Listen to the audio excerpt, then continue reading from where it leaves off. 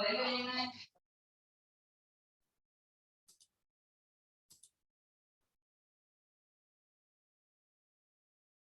students, today let us study about the multi-sensory approach. ಬಹು ಇಂದ್ರಿಯ ಮಾರ್ಗ ಅಂತ ಹೇಳ್ತೀವಿ ಅಥವಾ ಬಹು ಸಂವೇದನಾ ವಿಧಾನ ಅಂತ ಹೇಳ್ತೀವಿ.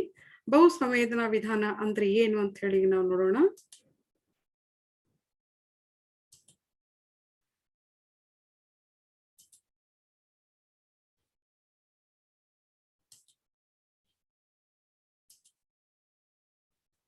ಬಹು ಸಂವೇದನಾ ವಿಧಾನ ಅಥವಾ ಬಹು ಇಂದ್ರಿಯ ಮಾರ್ಗ. In English, we can say that multi-sensory approach. Multi-sensory approach means using the various senses to receive the various information. ಅಂದ್ರೆ ಇಂದ್ರಿಯಗಳನ್ನ ಬಳಸೋದು ಏನಂತ ಕರಿತೀವಿ, ಇದ್ ನೋಟ್ ಮಾಡ್ಕೊಡ್ರಿ. ವಿವಿಧ ಮಾಧ್ಯಮಗಳ ಮುಖಾಂತರ ಬಂದಿರುವ ಮಾಹಿತಿಯನ್ನ ವಿದ್ಯಾರ್ಥಿಗಳು ತಮ್ಮ ಬಹು ಇಂದ್ರಿಯಗಳನ್ನ ಪರಿಣಾಮಕಾರಿಯಾಗಿ ಬಳಸಿ ವಿಷಯವನ್ನ ಗ್ರಹಿಸುವುದೇ ಬಹು ಸಂವೇದನಾ ವಿಧಾನ ಅಥವಾ ಬಹು ಇಂದ್ರಿಯ ಮಾರ್ಗ ಅಂತ ಹೇಳ್ತೀವಿ. ಇಲ್ಲಿ ಮುಖ್ಯವಾದದ್ದು ಏನು ಅಂತಂದ್ರೆ ಬಹು ಇಂದ್ರಿಯಗಳನ್ನ ಪರಿಣಾಮಕಾರಿಯಾಗಿ ಬಳಸುವುದು, ಅದು ಮುಖ್ಯ. ಮತ್ತು ವಿವಿಧ ಮಾಧ್ಯಮಗಳ ಮುಖಾಂತರ ಬಂದಿರುವಂತಹ ಮಾಹಿತಿಯನ್ನ ವಿದ್ಯಾರ್ಥಿಗಳು ತಮ್ಮ ಬಹು ಇಂದ್ರಿಯಗಳನ್ನ ಪರಿಣಾಮಕಾರಿಯಾಗಿ ಬಳಸು ವಿಷಯವನ್ನ ಗ್ರಹಿಸುವುದೇ ಬಹು ಸಂವೇದನಾ ವಿಧಾನ ಅಥವಾ ಬಹು ಇಂದ್ರಿಯ ಮಾರ್ಗ ಅಂತ ಹೇಳಬಹುದು.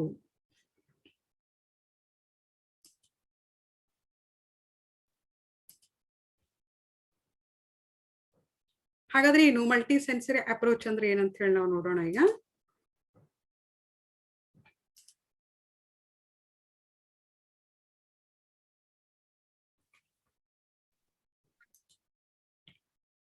Multi-sensory approach, the effective use of various senses for receiving information from various sources is known as multi-sensory approach.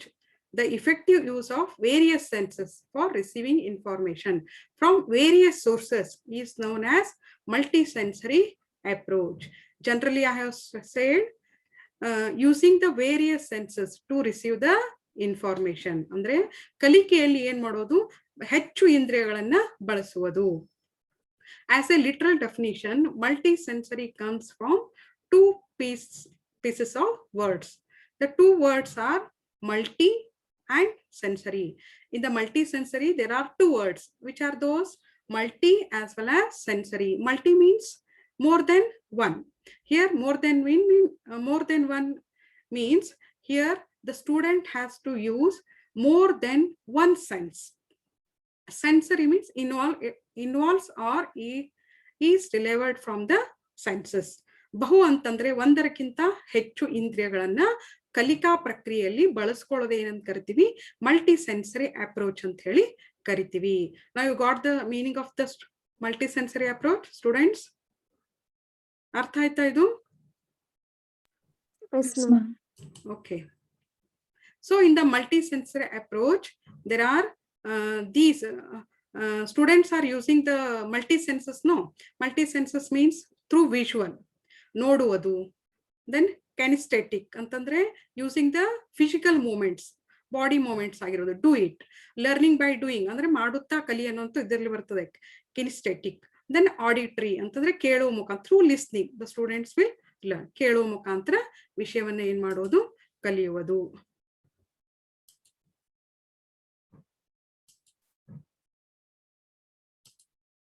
Next, a multi-sensory approach, also known as VACT, means visual, seeing and perceiving through their eyes. Then auditory, hear and speaking through their ears. Then kinesthetic, movement and doing through body movements. Then tactile means perceiving the information through touching. ಅಂದ್ರೆ ಇಲ್ಲಿ visual ಅಂದ್ರೆ short form ಅಲ್ಲಿ ಹೇಳ್ಬೋದು VAKT ಅಂತ. ಏನದು VAKT ಅಂತಂದ್ರೆ through visual means perceiving the information through eyes, ಕಣ್ಣಿನ ಮುಖಾಂತರ ನೋಡುವ ಮುಖಾಂತರ ಏನ್ ಮಾಡೋದು, ಮಾಹಿತಿಗಳನ್ನ ಪಡೆದುಕೊಳ್ಳುವುದು. ಆಮೇಲೆ ಆಡಿಟ್ರಿ ಅಂದ್ರೆ ಕೇಳುವ ಮುಖಾಂತರ, hearing and speaking through their ears, ಕೇಳುವ ಮುಖಾಂತರ ಏನ್ ಮಾಡೋದು, ವಿಷಯವನ್ನ ಕಲಿಯುವುದು. ದೆನ್ ಕಿನಿಸ್ಟೆಟಿಕ್ ಅಂತಂದ್ರೆ body movements, movement and doing through body movements ಅಂದ್ರೆ ಫಿಸಿಕಲ್ ಮೂವ್ಮೆಂಟ್ಸ್. ಟ್ಯಾಕ್ಟೈಲ್ ಅಂತಂದ್ರೆ ಥ್ರೂ ಟಚಿಂಗ್, ಅದನ್ನ ಏನ್ ಮಾಡೋದು, ಸ್ಪರ್ಶ ಮಾಡೋ ಮುಖಾಂತರ ಕಲಿಯುವುದು. Through visual learner, when I see I can understand. Visual learner ನೋಡುವ ಮುಖಾಂತರ ಕಲಿಯೋದು. They learn by seeing words in printed form or by using graphics and pictures, observing real life and other visual AIDS. ನೋಡೋ ಮುಖಾಂತರ ಕಲಿಯೋದು. ನೋಡೋದ್ ಮುಖಾಂತರ ಏನೇನ್ ನೋಡ್ತೀರಿ ನೀವು, ಬುಕ್ಸ್ ಓದೋದು ಅದು ಒಂದು ವಿಜುವಲ್ ಅಂತ ಹೇಳ್ಬೋದು. ಆಮೇಲೆ ಮತ್ತೆ ವಿಜುವಲ್ ಅಲ್ಲಿ ಕೆಲವೊಂದು ಸೈಲೆಂಟ್ ಮೂವೀಸ್ ಬರ್ತಾವು, silent videos, silent documentary, that is also examples of visuals AIDS. ನೋಡೋ ಮುಖಾಂತರ, ನೋಡೋದಂತಂದ್ರೆ ಈಗ ಫಿಲ್ಮ್ಸ್ ಅಲ್ಲಿ ಸೌಂಡ್ಸ್ ಇರಂಗಿಲ್ಲ, ಏನು ಕೆಲವೊಂದು ಏನಂತ ಹೇಳಿದ್ರೆ ಮುಖಿ ಚಿತ್ರಗಳಂತಿರ್ತಾವ, ಅವನ್ನು ಸಹ ನೋಡು. ಸೈಲೆಂಟ್ ಮೂವೀಸ್ ನೋಡ್ಬೋದು, ಸೈಲೆಂಟ್ ಡಾಕ್ಯುಮೆಂಟ್ರೀಸ್, ಸಾಕ್ಷ್ಯ ಚಿತ್ರಗಳನ್ನು ನೋಡ್ಬೋದು, ಸೈಲೆಂಟ್ ವಿಡಿಯೋಸ್ ನೋಡ್ಬೋದು, ಗ್ರಾಫಿಕ್ಸ್ ಪಿಕ್ಚರ್ಸ್ ಇರ್ತದೆ. ಆಮೇಲೆ ಕೆಲವೊಂದು ಏಡ್ಸ್ ಇರ್ತದೆ, ಯಾವ್ದು ಈಗ ಗ್ಲೋಬ್ಸ್ ಆಗಿರ್ಬೋದು, ಚಾರ್ಟ್ಸ್, ಮ್ಯಾಪ್ಸ್. ಆಮೇಲೆ ಕೆಲವೊಂದು ಈಗ ಪ್ರೊಜೆಕ್ಟ್ ಇಕ್ವಿಪ್ಮೆಂಟ್ ಬಳಸಿನೂ ಏನ್ ಮಾಡ್ಬೋದು, ನೀವು ವಿದ್ಯಾರ್ಥಿಗಳಿಗೆ ತೋರಿಸ್ಬೋದು. By using the LCD project you can show the some visual aids. ಅದ್ರ ಮುಖಾಂತರ ಏನ್ ಮಾಡಬಹುದು.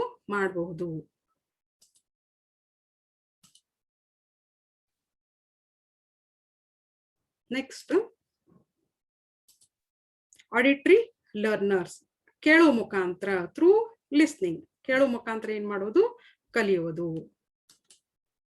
ಆಡಿಟರಿ ಲರ್ನರ್ ಅವ್ರು ಏನ್ ಮಾಡ್ತಾರೆ ಅಂತ, ಕೇಳುವ ಮುಖಾಂತರ they learn reading by listening to someone present information orally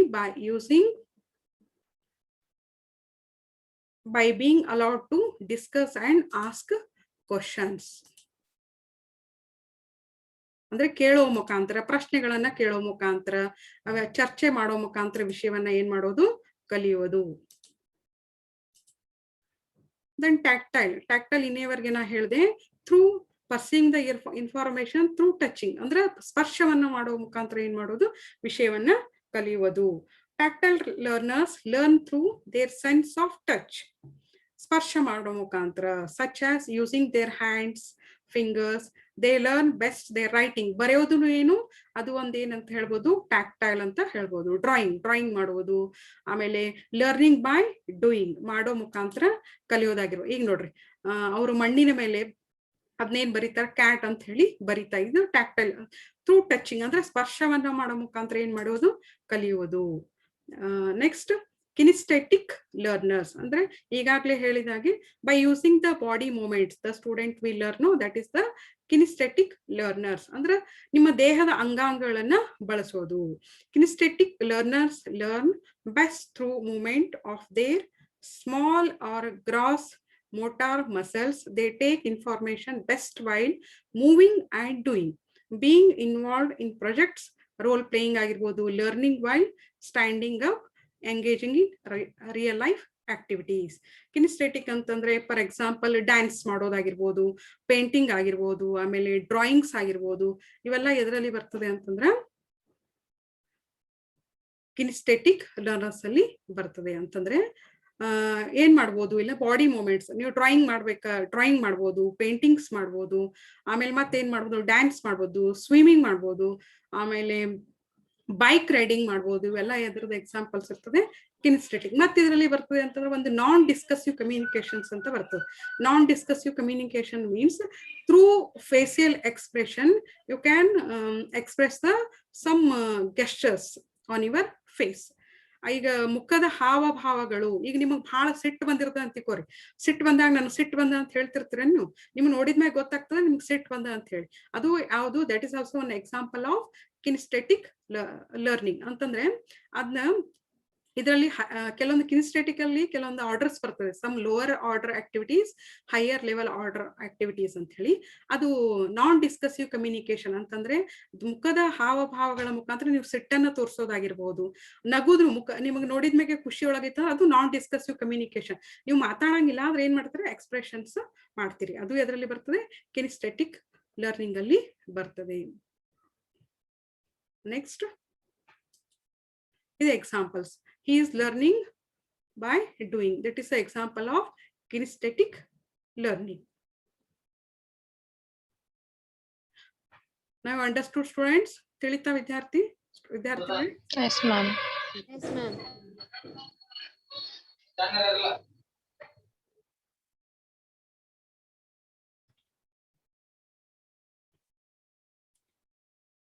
Next one is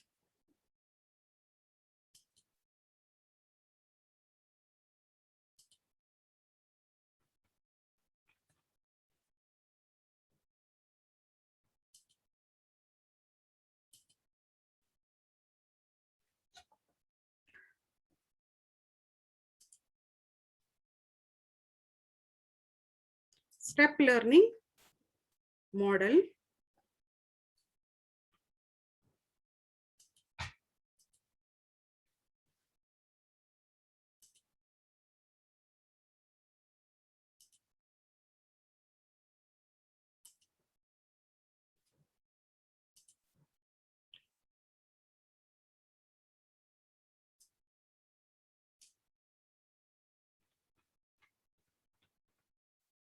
Are you watching this model? Yes, ma'am. ಕಾಣಿಸ್ತಾ ಇದೆ ಮಾಡೆಲ್. ಇದು ಕಲಿಕಾ ಹಂತಗಳ ಒಂದು ಮಾದರಿ ಅಂತ ಹೇಳ್ಬೋದು. ಯಾವುದು ಮಾದರಿ? ಕಲಿಕಾ ಹಂತಗಳ ಮಾದರಿ. ಎಷ್ಟು ಸ್ಟೆಪ್ಸ್ ಇದೆಯಮ್ಮ ಇದರಲ್ಲಿ ನೋಡ್ರಿ. Just count it. How many steps are? It start from verbal, olfactory, gustatory. 13, ma'am. Huh? Just 13. count properly. In the Edgar Dale, how many categories are there? Anybody? 11, ma'am. Very 11, good. ma'am. 11. In the step learning model, these are the steps now. It is looking like steps now. Yes, ma'am. ಇದು ಹಂತ ಅಂದ್ರೆ steps ಹಂತಗಳ ರೀತಿ ಕಾಣ್ತಾ ಇದೆಯಲ್ಲಮ್ಮ. It start from ma'am. verbal. Yes, ma'am. In Edgar Dale Cone also it has started from verbal, no? Yes, ma'am. Start ಆಗಿದೆ ಅದು. Verb. Verbal. Okay. Verb. Verb. Then verbal. Second one olfactory. Third one gustatory. Fourth tactile. Fifth visual symbol. Sixth still pictures or radio. Then motion pictures, television. Then exhibits, excursions or field trips, demonstrations, dramatized experience, contrived experience, visual experience 3D, 4-dimensional, ubiquitous experience, then direct real experience, direct and purposeful experience. So let us see one by one. So what is meant by verbal? Verbal means that in the Edgar Dale I have explained, verbal means through verbal instruction the teacher will give the information. ಅಂತಂದ್ರೆ ಶಿಕ್ಷಕರು ಮೌಖಿಕವಾದಂತಹ ವಿವರಣೆಯನ್ನ ನೀಡ್ತಾರೆ. ಅಲ್ಲಿ ಏನ್ ಮಾಡ್ತಾರೆ ಶಿಕ್ಷಕರು verbal ಅಂತಂದ್ರೆ ಮುಖ್ಯಾಂಶಗಳನ್ನ ಕಪ್ಪು ಹಲಿಗೆ ಮೇಲೆ ಬರೀತಾರೆ, ಮತ್ತೆ ಏನ್ ಮಾಡ್ತಾರೋ ಕೇವಲ ಮೌಖಿಕವಾದಂತಹ ವಿವರಣೆಯನ್ನ ಕೊಡ್ತಾರೆ. Verbal means the teacher will give the oral instruction in the classroom while delivering the information to students. Sometimes the teacher may use the blackboard to write the headlines. ಅದೇನ್ ಹೇಳ್ಬೋದು ವರ್ಬಲ್ ಅಂತ ಹೇಳ್ಬೋದು. Then olfactory ಅಂತಂದ್ರೆ here the student will perceive the information through smell ಅಂದ್ರೆ ವಾಸನೆಯನ್ನ ತೆಗೆದುಕೊಳ್ಳುವ ಮುಖಾಂತರ. ಅಂದ್ರೆ ಏನ್ ಹೇಳ್ಬೋದು ಗ್ರಹಣ ಅಂತ ಹೇಳ್ತೀವಿ ಇನ್ನೊಂದು ವರ್ಡ್ ಕನ್ನಡದಲ್ಲಿ, ಅದು ನಿಮಗೆ ಕಠಿಣ ಅಂತ. ಗ್ರಹಣ ಅಂತಂದ್ರೆ ವಾಸನೆಗೆ ಸಂಬಂಧಪಟ್ಟಂತ ವಿಷಯ. ವಾಸನೆಯನ್ನು ತೆಗೆದುಕೊಳ್ಳೋ ಮುಖಾಂತರ ಏನ್ ಮಾಡೋದು ಕಲಿಕೆ ಆಗುವುದು. ಈಗ ನೀವೇನ್ ಮಾಡ್ತೀರಿ, ಈಗ ಸುವಾಸಿತವಾದಂತ ಹೂಗಳಿರ್ತಾವ, ಹೂಗಳ ಸುವಾಸನೆಯನ್ನ ನೋಡ್ತೀರ ನೀವು. You will enjoy the fragrance of flowers. ಹೂಗಳ ಫ್ಲೇವರ್ ಇದು ಆಲ್ಫ್ಯಾಕ್ಟರಿ ಎಲ್ಲಿ ಯೂಸ್ ಮಾಡ್ತೀವಿ ಅಂದ್ರೆ to identify the some flavours. ಅದೇನಂತಂದ್ರೆ ಯಾವ ರೀತಿಯಾದಂತ ವಾಸನೆಗಳಿತ್ತು ಅದನ್ನ ಯೂಸ್ ಮಾಡ್ಲಿಕ್ಕೆ, ಅದನ್ನ ನೋಡ್ಲಿಕ್ಕೆ ನಾವ್ ಏನ್ ಮಾಡ್ತೀವಿ, ಯಾವ್ದು ಹೇಳ್ತೀವಿ, ಆಲ್ಫ್ಯಾಕ್ಟರಿ ಅಂತ ಹೇಳ್ತೀವಿ. Next gustatory means it is student will receive the perceiving the information through taste, ರುಚಿಯನ್ನ ನೋಡೋ ಮುಖಾಂತರ ವಿದ್ಯಾರ್ಥಿಗಳು ಏನ್ ಮಾಡ್ತಾರೆ, ಕಲಿತಾರೆ. ಇದು ಸ್ಮೆಲ್ ಆಯ್ತು, olfactory smell. Gustatory means perceiving the information through taste, ನೋಡೋ ಮುಖಾಂತರ ಸಾರಿ ರುಚಿಯನ್ನ ತೆಗೆದುಕೊಳ್ಳೋ ಮುಖಾಂತರ ಏನ್ ಮಾಡೋದು, ಕಲಿಯೋದು. Next tactile. ಟ್ಯಾಕ್ಟೈಲ್ ಅಂತಂದ್ರೆ perceiving the information through touch ಅಂತಂದ್ರೆ ಸ್ಪರ್ಶವನ್ನ ಮಾಡೋ ಮುಖಾಂತರ ಏನ್ ಮಾಡೋದು, ಕಲಿಯೋದು. ಈಗ for example, a book is return in the Braille script. Through touching only the blind students they can use the Braille script. ಅಂತಂದ್ರೆ ಈಗ ಬ್ರೈಲ್ ಲಿಪಿ ಇರ್ತದೆ ನೋಡ್ರಿ, ಪುಸ್ತಕದಲ್ಲಿ ಬರೆದಿರುವಂತಹ ಬ್ರೈಲ್ ಲಿಪಿಯ ಮುಖಾಂತರ ಕೆಲವೊಂದು ಅಂಧ ವಿದ್ಯಾರ್ಥಿಗಳು ಏನ್ ಮಾಡ್ತಾರೆ, ಅದನ್ನ ಬಳಸ್ಕೊಂಡು ಏನ್ ಮಾಡ್ತಾರೆ, ಅವರು ತಮ್ಮ ಶಿಕ್ಷಣವನ್ನ ಮುಗಿಸ್ತಾರೆ. ಟಚ್ ಅಂದ್ರೆ ಸ್ಪರ್ಶವನ್ನ ಮಾಡೋ ಮುಖ. ಈ ಬ್ರೈಲ್ ಲಿಪಿ ಟಚ್ ಮಾಡೋ ಮುಖಾಂತರ ಗೊತ್ತಾಗ್ತಿದ್ರು, ಕಾಣ್ತಿರೋದಿಲ್ಲ, ಅದೇನಾಗ್ತದೆ ಟಚ್ ಮಾಡೋ ಮುಖಾಂತರ. ಮತ್ ನೀವು ಯಾವ್ದು ಟಚ್ ಮಾಡ್ತಾ ಇರ್ತೀರಿ, ಕೆಲವೊಂದು ವಸ್ತುಗಳು ಗಟ್ಟಿ ಅದಾವು ಅಥವಾ ಮೆದು ಅದಾವು, ಅದೆಲ್ಲ feeling, it gives one type of the feeling. Touch ಮಾಡುವ ಸ್ಪರ್ಶವನ್ನ ಮಾಡೋ ಮುಖಾಂತರ ಒಂದು ರೀತಿಯಂತ ಸಂವೇದನೆಯನ್ನ ನಾವೇನ್ ಮಾಡ್ಬೋದು, ಕಾಣ್ಬೋದು. In the Edgar Dale I have explain this all. ಮಾಡಿದ್ನಲ್ಲ ಇಲ್ಲಿ, visual symbols, then still pictures, motion pictures, exhibits, excursions, demonstrations, dramatized experience, ಎಲ್ಲ ಹೇಳಿದೆ ನಾನು. ಎದ್ರಲ್ಲಿ ಹೇಳಿದೆ ಹೇಳ್ರಿ?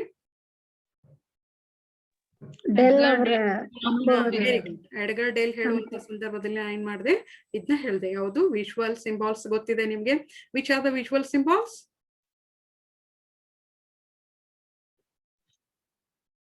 ಹೇಳ್ರಿ. Charts, ma'am. Very good. Charts. Then Models. Very good. Blackboard. Good. Okay. Next, still pictures. Still picture ಅಂದ್ರೆ ಸ್ತಬ್ಧ ಚಿತ್ರಗಳು, radio, motion pictures, exhibits, then excursion, demonstrations, dramatized experience, contrived experience, visual experience, 3D. ಈಗಾಗಲೇ ಹೇಳಿದೆ ನಾನು, 3D admission ತೋರಿಸಿದ್ದೇನೆ. Then 4 dimension. I will show here 4 dimensional. This one, teaching aid. You know about the 2D models and 3D models. You don't know about the 4 dimensional models, no? Actually, 2D models, they have the characteristics only length and width. Whereas in the 3D model, they have the 3 qualities. Which are those 3 qualities? Length, width, and depth. Whereas in the 4-dimensional, length, width, depth, as well as its shadow. Shadow also one more dimension. That is a 4-dimensional model. I will show some 4-dimensional here.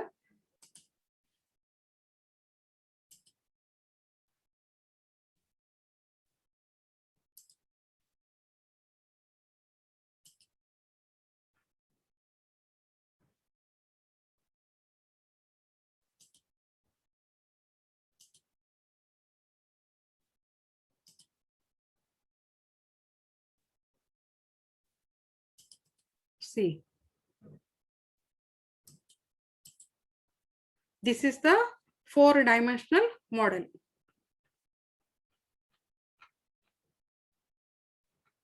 ಗೊತ್ತಾಗ್ತಿದೆ? Now you got the difference. What is 2D, what is 3D models, and what is 4D models. ಅಂದ್ರೆ ಎಲ್ಲಾ ಕಡೆ transparent ಆಗಿರ್ತದೆ ನೋಡ್ರಿ. ಅದು ಯಾವುದು ಅಂತಂದ್ರೆ 4D model, 4-dimensional model.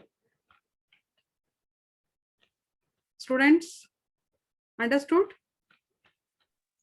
Yes, ma'am. Yes, Okay. ma'am. Then come to that step learning model.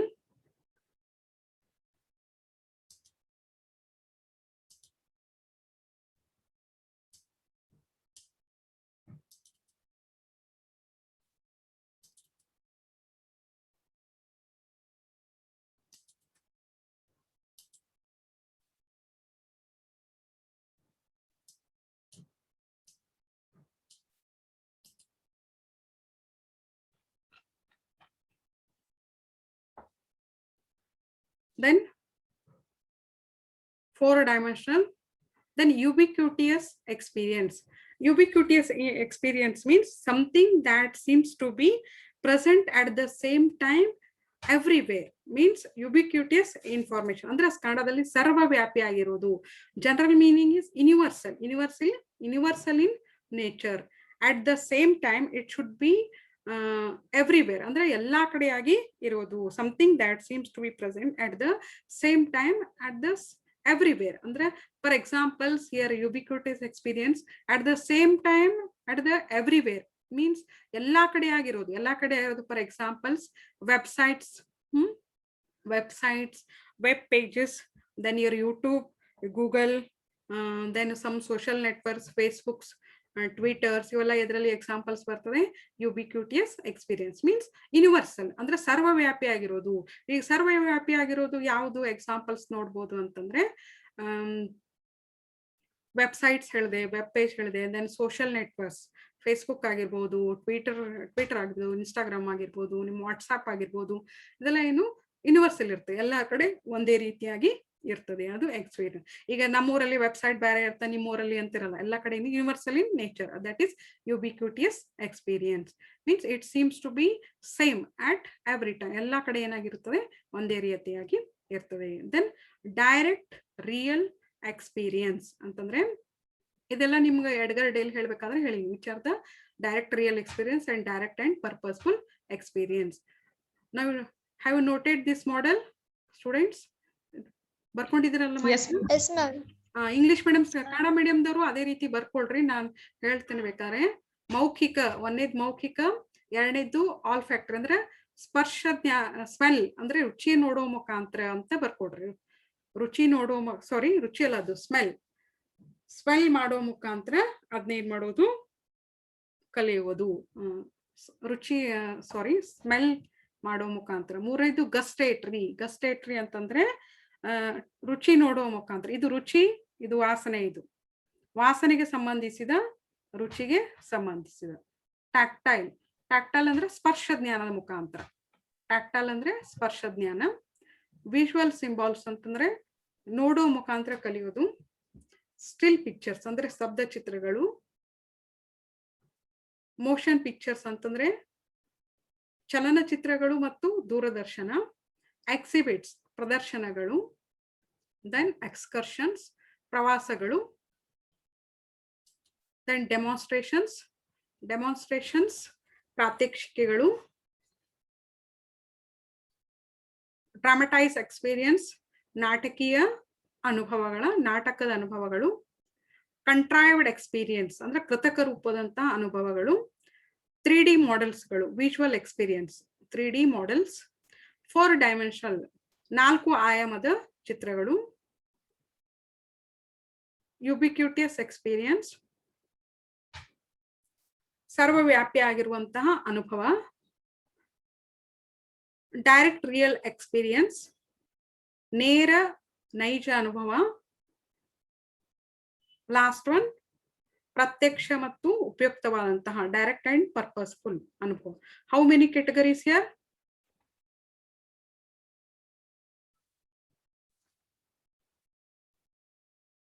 13 madam. 13? Count once again.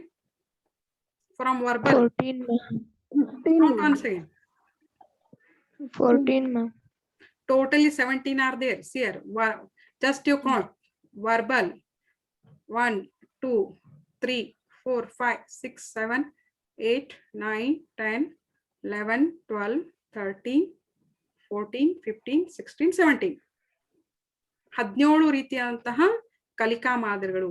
So in the multi-sensory approach, you have learned 2 types of experience. So one is Edgar-Dale cone of experience.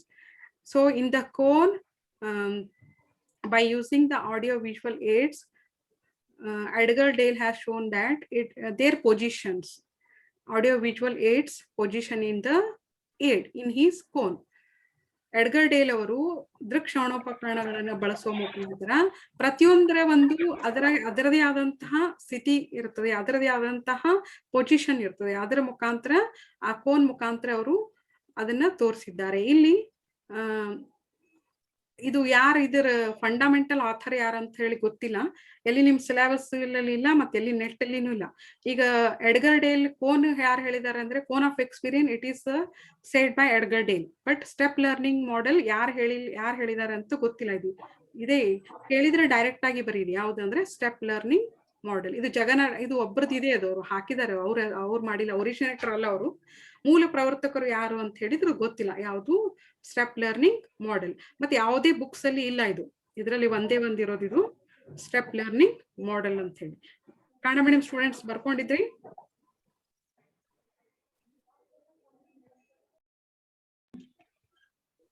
Ma'am ಹಾ ಹೇಳಮ್ಮ. Example of gustatory madam. ಯಾವ್ದು where? Gustatory example madam. ರುಚಿ ಮಾಡೋ ಮುಖಾಂತರ ಈಗ ನಿಮಗೆ ಏನಾದ್ರೂ ವಿದ್ಯಾರ್ಥಿಗಳಿಗೆ ಸಕ್ಕರೆ ಕೊಟ್ರೆ ಅಥವಾ ಉಪ್ಪು ಕೊಟ್ರೆ ಅವರು ರುಚಿ ನೋಡ್ತಾರೆ ಇಲ್ಲ? ಈಗ ಉಪ್ಪು ಮತ್ತೆ ಸುಣ್ಣ ಒಂದೇ ರೀತಿ ಇರ್ತದ ನೋಡ್ಲಿಕ್ಕೆ. ಅದು ಉಪ್ಪು ಯಾವ್ದು ಸುಣ್ಣ ಕೆಲವೊಂದು ನೋಡಿ ರುಚಿ ನೋಡಿ ತಿಳ್ಕೊಬೋದಲ್ವಾ ಅವರು? Yes ma'am. ಓಕೆ. ಮತ್ತೆ ಇದು multi sensory approach. What is the use of multi sensory approach? ಇದ್ರ ಉಪಯೋಗ ಏನಂತಂದ್ರ student will show the active participation in the teaching learning process.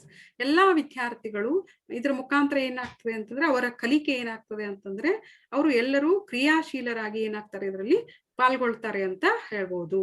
They will show the active participations. They will gain the more information. ವಿದ್ಯಾರ್ಥಿಗಳು ಹೆಚ್ಚಾಗಿ ಮಾಹಿತಿಗಳನ್ನ ಸಂಗ್ರಹಿಸಿಕೊಳ್ತಾರೆ.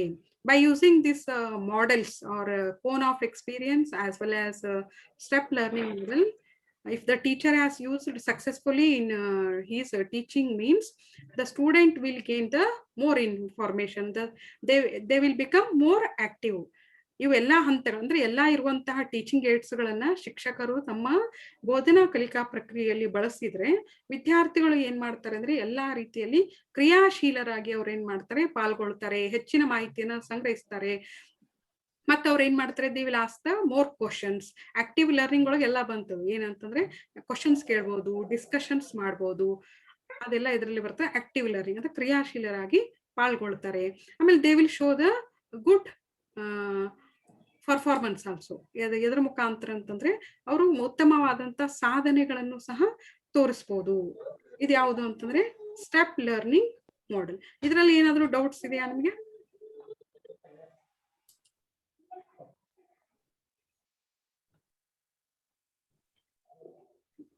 Doubts ಇದ್ರೆ ಕೇಳ್ರಿ. Ma'am, ಹಾ, is the book is an example of ubiquitous. What is this? book means Ubiquitous. books sometimes it will not come because it published under only in the state sometimes. Okay, sometimes it will publish under only in the district wise. No, ಅದರಲ್ಲಿ ಕೆಲವೊಂದು ಮುದ್ರಣ ಆಗಿರುತ್ತೆ. ಎಲ್ಲಾ ರೀತಿಯಲ್ಲಿ ಏನಾಗ್ಲಿಕ್ಕೆ ಆಗೋದಿಲ್ಲ, ಸರ್ವವ್ಯಾಪಿ ಅಂತ ಅನ್ಲಿಕ್ಕೆ ಆಗೋದಿಲ್ಲ. ಈಗ ಕರ್ನಾಟಕದಲ್ಲಿ ಕೆಲವೊಂದು ಟೆಕ್ಸ್ಟ್ ಬುಕ್ಸ್ ಇದೆ, ಅದು ಯುಬಿಕ್ವಿಟಿಯಸ್ ಅಂತ ಹೇಳಿಕ. ಮಹಾರಾಷ್ಟ್ರದಲ್ಲಿ ಆ ಬುಕ್ಸ್ ಇರೋದಿಲ್ಲ, ಹೌದಲ್ವಾ? ಯಾಕಂದ್ರೆ ಬುಕ್ಸ್ ಅಂತ ಹೇಳಿಕ್ಕೆ ಕೆಲವೊಂದು encyclopaedia sometimes it may come under the ubiquitous. ಯಾಕಂದ್ರೆ ಎಲ್ಲಾ ಕಡೆ ಏನಿರ್ತದೆ ಅದು ಸೇಮ್ ಇರ್ತದೆ. Encyclopaedia books form, that is the ubiquitous experience. Okay, ma'am. Okay, any doubt? Okay, like this I have completed the second unit. ಎರಡನೇ unit ಇದರಲ್ಲಿ ಮುಗೀತು. Next ಅಲ್ಲಿ ನಾವು ಏನ್ ನೋಡೋಣ ಅಂತಂದ್ರೆ fourth unit totally related to the ICT. In the next class we will study about the educational ICT, means educational information communication technology. Okay students, thank you. Thank you, ma'am. Thank you. Thank you, ma'am. Thank you students. Bye. Thank you, ma'am. Thank you.